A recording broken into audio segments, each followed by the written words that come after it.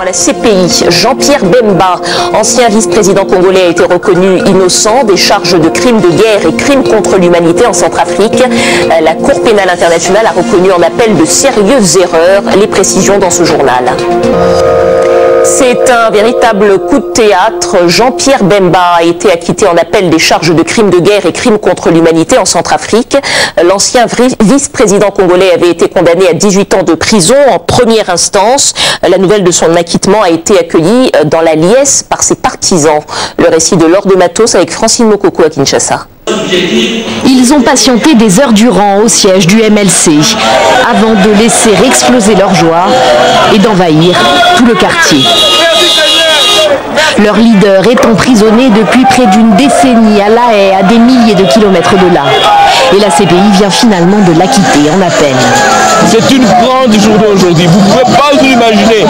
10 ans de détention arbitraire, de détention manifestement déloyale. Jean-Pierre Bemba sera candidat et il va devenir le président de la République démocratique du Congo le 23 décembre 2018. Les partisans de Jean-Pierre Bemba le voient déjà rentrer au pays et reprendre la politique. L'ancien chef de guerre avait écopé en 2016 de 18 ans de prison pour crimes de guerre et crimes contre l'humanité. La décision en appel a surpris tout le monde.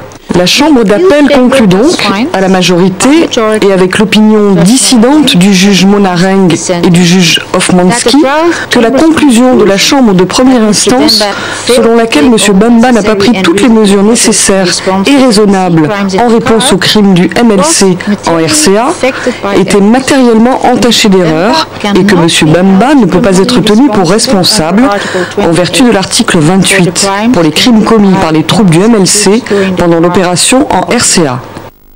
Entre octobre 2002 et mars 2003, des centaines de combattants du MLC, alors une milice dirigée par Jean-Pierre Bemba, passent la frontière congolaise, direction la République centrafricaine.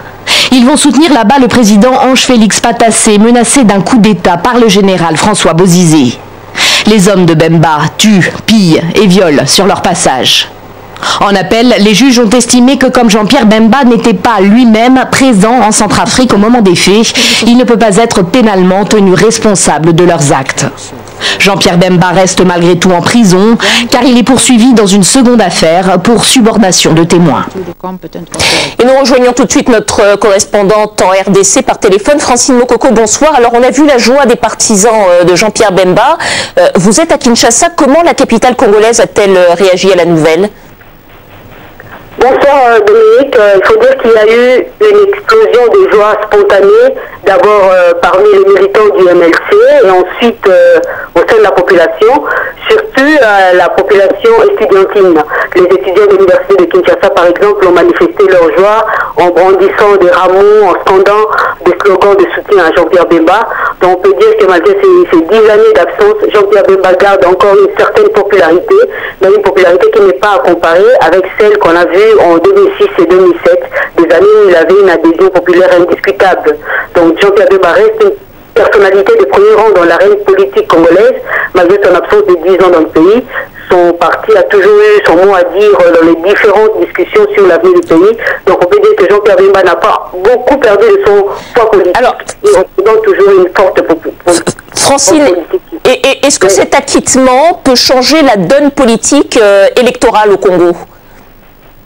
Une politique électorale au Congo, c'est une piste qui reste à travailler parce que la loi électorale exige de séjourner pendant une année au pays pour être candidat à la présidentielle. Mais ce qui est sûr est que cet acquittement aura un impact politique énorme et ça lui permettra aussi assez rapidement de reprendre ses activités politiques. Donc le paysage politique en RDC sera fortement impacté et remodelé avec cette nouvelle donne. Francine Mokoko, correspondante de TV5 Monde à Kinshasa, merci à vous. Et c'est aujourd'hui qu'on a appris la création d'une nouvelle plateforme électorale dont le chef de file est Joseph Kabila lui-même. Le chef de l'État congolais que ses adversaires accusent de vouloir briguer un troisième mandat a été désigné autorité morale du FCC, le Front commun pour le Congo. Décision prise hier en Conseil des ministres et rendue publique aujourd'hui.